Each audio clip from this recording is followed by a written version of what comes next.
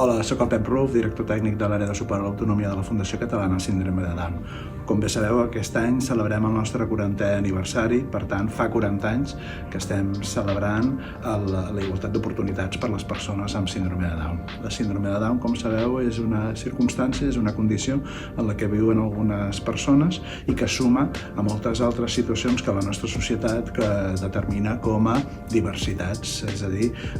circumstàncies que ens fan únics però que no ens defineixen com a tal. Una persona és molt més que un tret o una característica concreta i en tot cas queda molt clar que la diversitat forma part de la naturalesa de la nostra societat. A la Fundació defensem clarament que les persones tenen dret a viure en igualtat de condicions i amb els mateixos drets que qualsevol altre,